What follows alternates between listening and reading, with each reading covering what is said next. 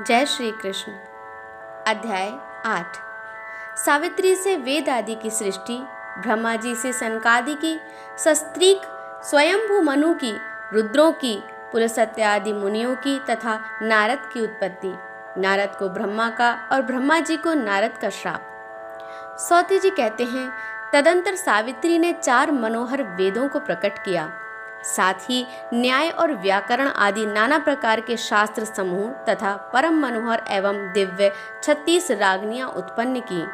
नाना प्रकार के तालों से युक्त 6 सुंदर राग प्रकट किए। सत्ययुग, त्रेता, द्वापर, कलह प्रिय कलयुग, वर्ष, मास, ऋतु, तिथि, दंड, क्षण आदि, दिन, रात्रि, वार, संध्या, उषा, पुष्टि, मेधा, विजया, जया, 6 कृतिका, योग, करण, कार्तिकेय प्रिया, सती, महाषष्ठी देवसेना, जो मातृकाओं में प्रधान और बालकों की इष्ट देवी हैं, इन सब को भी सावित्री ने ही उत्पन्न किया।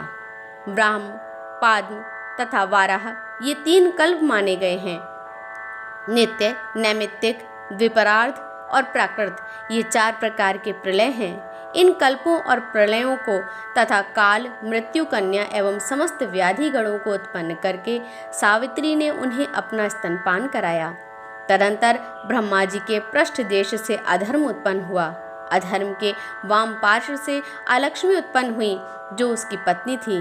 ब्रह्मा जी के नाभि देश से शिल्पियों के गुरु विश्वकर्मा हुए। साथ ही 8 महावसुओं की उत्पत्ति हुई, जो महान बल पराक्रम से संपन्न थे। तत्पश्चात विधाता के मन से 4 कुमार आविर्भूत हुए, जो 5 वर्ष की अवस्था के से जान पड़ते थे और ब्रह्म तेज से प्रज्वलित हो रहे थे। उनमें से प्रथम तो सनक थे, दूसरे का नाम सनंदन तथा तीसरे सनातन और चौथे ज्ञानियों में श्रेष्ठ भगवान सनत कुमार थे। इसके बाद ब्रह्मा जी के मुख से सुवर्ण के समान कांतिमान कुमार उत्पन्न हुआ, जो दिव्य रूपधारी था। उसके साथ उसकी पत्नी भी थी। वह श्रीमान एवं सुंदर युवक था, क्षत्रियों का बीज स्वरूप था। उसका नाम था स्वयंभू मनु। जो स्त्री थी उसका नाम शत्रुपा था। वह बड़ी रूपवती थी और लक्ष्मी की कला स्वरूपा थी। पत्नी सहित मनु विधाता की आज्ञा का पालन करने के लिए उद्यत रहते थे।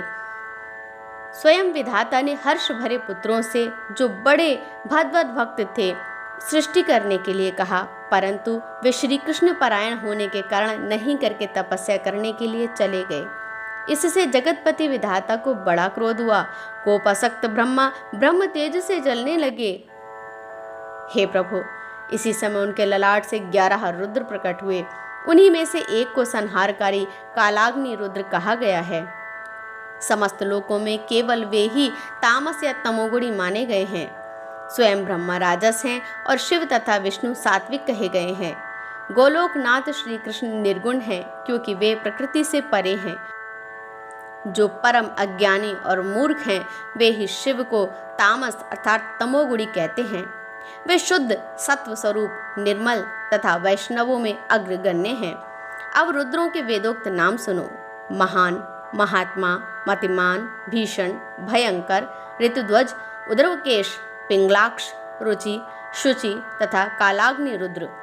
ब्रह्मा जी के दाएं कान से पुलस्त्य, बाएं कान से पुलह, दाहिने नेत्र से अत्रि, वाम नेत्र से क्रतु, नासिका छिद्र से अरणी, मुख से अंगिरा एवं रुचि, वाम पार्श्व से भृगु, दक्षिण पार्श्व से दक्ष, छाया से कर्दम, नाभि से पंचशिख, वक्षस्थल से वोडु, कंठ देश से नारद, स्कंद देश से मरीच, गले से अपांतरत्तमा, रसना से वशिष्ठ, अधोरोष्ठ से प्रचेता, वाम कुक्षी से हंस और दक्षिण कुक्षी से यति प्रकट हुए।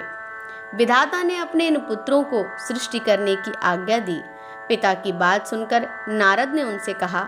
नारद बोले, हे जगत पिते, हे पितामह, पहले सनक, सनंदन आदि ज्येष्ठ पुत्रों को बुलाइए और उनका विवाह कीजिए।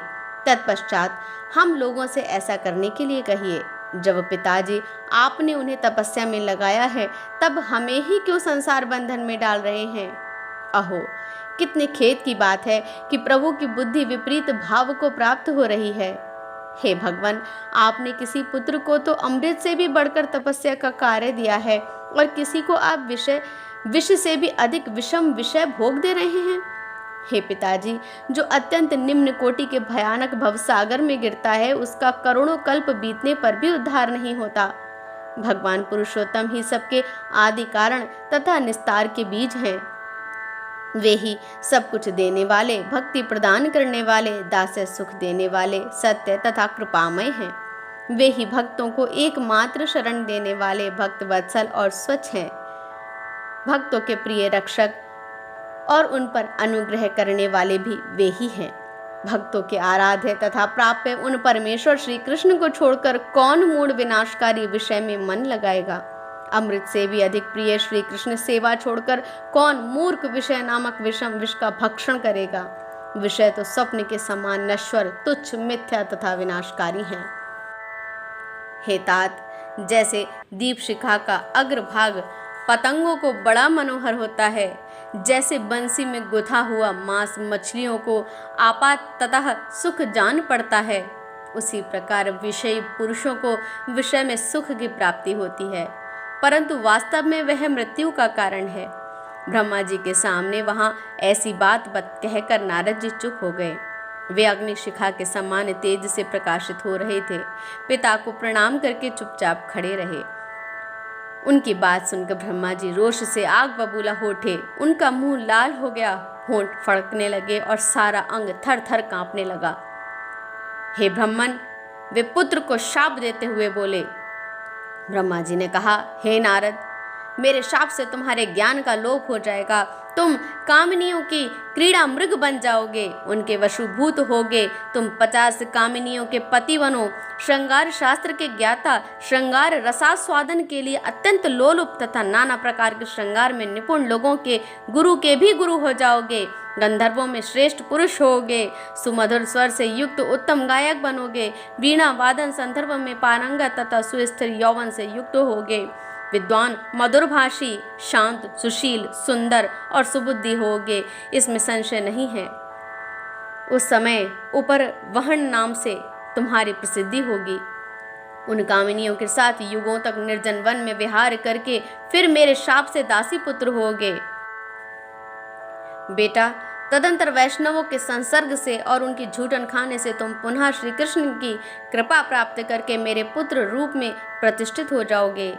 उस समय मैं पुनः तुम्हें दिव्य एवं पुरातन ज्ञान प्रदान करूंगा। इस समय मेरी आंख से ओझल हो जाओ और अवश्य ही नीचे गिरो। ब्रह्मन, पुत्र से ऐसा कहकर जगतपति ब्रह्मा चुप हो गए और नारद जी रोने लगे। उन्होंने दोनों हाथ जोड़कर पिता से कहा। नारद बोले, हे तात, हे तात, हे जगत गुरु, आप अपने क्रोध को रोकिए। आप सृष्टा हैं, तपस्वियों के स्वामी हैं। अहो, मुझ पर आपका यह क्रोध अकारण ही हुआ है। विद्वान पुरुष को चाहिए कि वह कुमारगामी पुत्र को शाप दे अथवा उसका त्याग कर दे। आप पंडित होकर अपने तपस्वी पुत्र को शाप देना कैसे उचित मानते हैं? हे ब्राह्मण, जिन जिन योनियों में मेरा जन्म हो, भगवान की भक्ति मुझे कदापि न छोड़े, ऐसा वर प्रदान कीजिए। जगत सृष्टा का ही पुत्र क्यों ना हो, यदि भगवान श्री हरि के चरणों में उसकी भक्ति नहीं है तो वह भारत भूमि में सुअर से भी बढ़कर अधम है। जो अपने पूर्व जन्म का स्मरण रखते हुए श्री हरि की भक्ति से युक्त होता है, वह सुअर की योनियों में जन्म ले तो भी श्रेष्ठ है, क्योंकि उस भजन रूपी कर्म से वह गोलोक में चला जाता है। जो गोविंद के चरणारविंदों की भक्ति रूप मनवांचित मकरंद का पान करते रहते हैं, उन वैष्णव आदि के स्पर्श से सारी पृथ्वी पवित्र हो जाती है।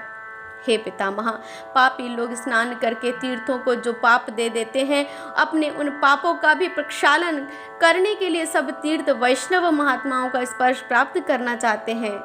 अहो, भारतवर्ष में श्री हरि के मंत्र का उपदेश देने और लेने मात्र से कितने ही मनुष्य अपने करोड़ों पूर्वजों के साथ मुक्त हो गए हैं। मंत्र ग्रहण करने मात्र से मनुष्य करोड़ों जन्मों के पाप से मुक्त एवं शुद्ध हो जाते हैं और पहले के कर्म को समूल नष्ट कर देते हैं। जो गुरु पुत्रों, पत्नियों, शिष्यों, सेवकों और भाई बंधुओं को उपदेश दे उन्हें सन्मार्ग का दर्शन कराता है, उसे निश्चय ही उत्तम गति प्राप्त होती है। परंतु जो गुरु शिष्यों का विश्वास पात्र होकर उन्हें असन्मार्ग का दर्शन कराता है, कुमार्ग पर चलने के लिए प्रेरित करता है, वह तब तक कुंभिपाक नरक में निवास करता है जब तक सूर्य और चंद्रमा का अस्तित्व रहता है। वह कैसा गुरु, कैसा पिता, कैसा स्वामी और कैसा पुत्र है जो भगवान श्री कृष्ण के चरणार विंदों की भक्ति देने में समर्थ ना हो। हे चतुरानन, आपने बिना किसी अपराध के ही मुझे श्राप दिया है, अतः बदले में मैं भी शाप दूं तो अनुचित ना होगा। मेरे शाप से संपूर्ण लोकों में कवच, स्तोत्र और पूजा सहित आपके मंत्र का निश्चय ही लोप हो जाए। हे पिताजी, जब तक 3 कल्प ना बीत जाए तब तक तीनों लोकों में आप अपूज्य बने रहें। 3 कल्प बीत जाने पर आप पूजनीयों के भी पूजनीय होंगे। सुव्रत, इस समय आपका यज्ञ भाग बंद हो जाए, व्रत आदि में भी आपका पूजन ना हो, केवल एक ही बात रहे, आप देवता आदि के वंदनीय बने रहें। पिता के सामने ऐसा कहकर नारद जी चुप हो गए और ब्रह्मा जी संतप्त हृदय से सभा में सुस्थिर भाव से बैठे रहे।